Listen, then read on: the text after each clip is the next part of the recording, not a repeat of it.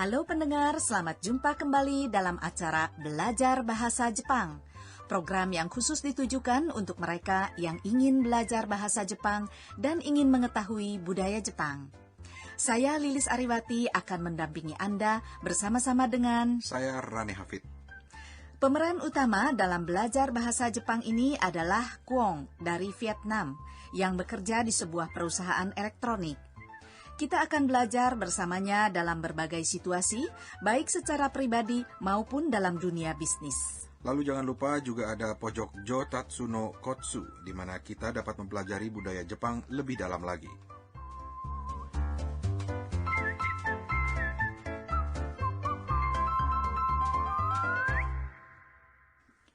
Lilis, dalam pelajaran lalu kita telah mempelajari cara memperkenalkan diri. Nah, kali ini apa yang akan kita pelajari? Ya, kita akan belajar beberapa ungkapan untuk bertanya dan menyebutkan nama-nama benda yang ditunjuk. Ungkapan dasarnya adalah "Sore wa nan desu ka?" Apa itu? それは何ですか? Sore adalah kata tunjuk yang berarti itu.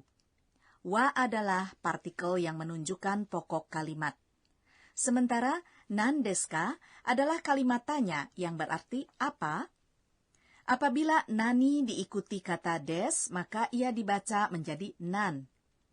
Untuk menunjukkan pertanyaan, tambahkan ka di ujung kalimat dengan intonasi yang meninggi. Jadi kalimatnya nan desu ka, betul? Betul. Baiklah pendengar, setelah kita tahu ungkapan dasarnya, kini mari kita dengarkan percakapan hari ini.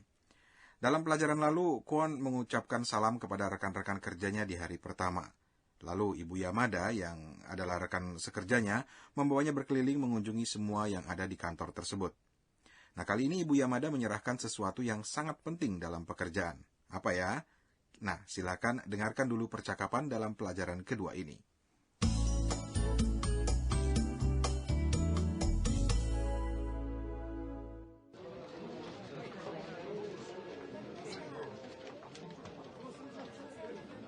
Kwon-san, これがあなたの名刺です。ありがとうございます。それは何ですか? これは社員証です。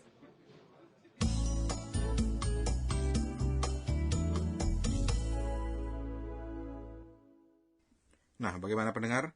Apakah Anda dapat menangkap ungkapan dasarnya? Kini, mari kita bahas percakapan tersebut secara lebih detail. Kwon-san, Kwong adalah nama pemeran utama. Akhiran sang merupakan kata santun yang ditempatkan di ujung nama orang. Di Jepang, biasanya orang memanggil dengan nama marganya, jadi bukan nama depannya. Meskipun ada juga antara teman-teman seumur yang memanggil nama depan saja. Jadi, jangan lupa ya, tambahkanlah sang di ujung nama marga atau nama depan. Untuk anak-anak dapat dipergunakan chang, atau kalau anak laki-laki dapat juga ditambahkan kun saja. これがあなたの名刺です。 Artinya, ini kartu nama Anda. Dalam bahasa Jepang, kata tunjuk tunggal atau majemuk sama saja. Kore artinya ini. Ga adalah partikel seperti wa yang tempatnya adalah setelah pokok kalimat. Anata artinya kamu atau Anda. Sedangkan no adalah kata sambung antara kata benda dengan kata benda lainnya. Meisi artinya kartu nama. Jadi, anata no meisi artinya kartu nama Anda. Partikel no ini akan sering kita dengar. Arti dasarnya adalah kepunyaan, walaupun arti ini bisa berubah tergantung dari situasinya. Tadi disebutkan partikel wa dan ga yang ditempatkan setelah pokok kalimat. Apa bedanya kedua partikel itu? Ya, meskipun keduanya ditempatkan di belakang pokok kalimat, tetapi penggunaannya berbeda tergantung penekanannya. Partikel ga dipakai ketika terjadi sesuatu di depan mata kita atau ketika menemukan sesuatu. Sementara wa dipergunakan ketika kita sudah mengetahui kejadiannya. Oke, contohnya bagaimana? Kore wa hong desu. Kore ga hong desu. Kedua kalimat ini sama-sama berarti ini buku. Ketika kita dan lawan bicara kita tahu bahwa ini buku, maka dipakai partikel wa menjadi kore wa hong desu. Tetapi ketika kita membawa buku dan pertama kalinya menunjukkan kepada orang lain, maka kita pakai partikel ga menjadi korega hong desu. Ah, begitu. Baiklah, kini kita dengarkan sekali lagi percakapannya. ありがとうございます。 Terima kasih. Antara teman kita bisa juga hanya mengucapkan arigato saja. それは何ですか? Apa itu? Ini kan ungkapan dasar hari ini ya. Iya, betul. Ngomong-ngomong, apakah masih ada kata tunjuk lainnya selain sore? Tentu saja ada, yaitu kore, yang artinya ini, yaitu menunjuk benda yang dekat dengan si pembicara. Sementara sole yang artinya itu, menunjukkan benda yang ada di dekat lawan bicara. Untuk menunjuk benda yang jauh dari kedua-duanya, dipakai kata ale. Nah, ini pasti waktunya untuk pojok kuis. Benar sekali. Nah, yang mana yang benar untuk kalimat apa ini? A ataukah B?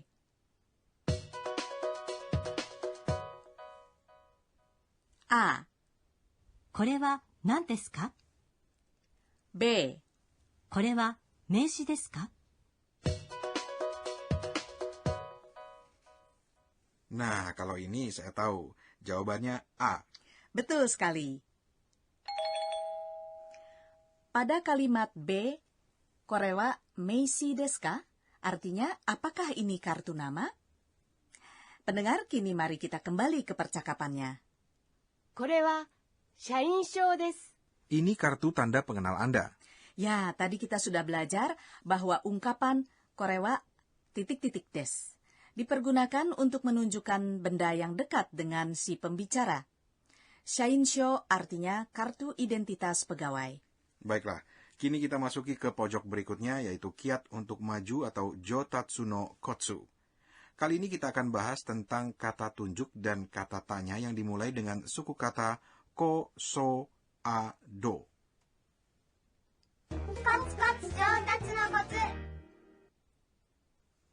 Yang dimaksud dengan ko, so, a, do, kotoba adalah kata tunjuk kole, sore, ale, dan kata tanya dore, yang artinya yang mana. Kotoba sendiri artinya kata.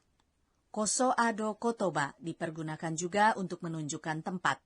Koko artinya di sini. Soko artinya di situ. Asoko artinya di sana. Dan doko artinya di mana.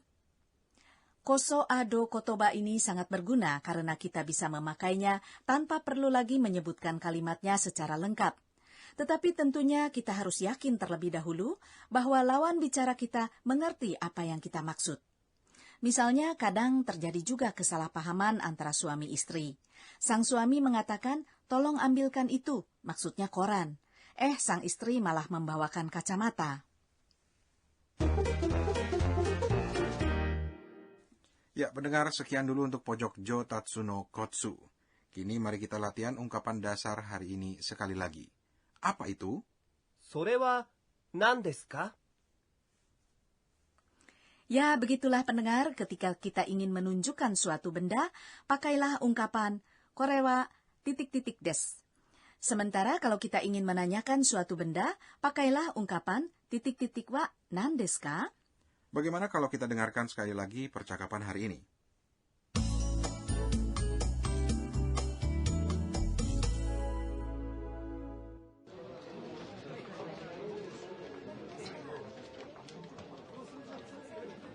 クオンさん、これがあなたの名刺です。ありがとうございます。それは何ですか? これは社員証です。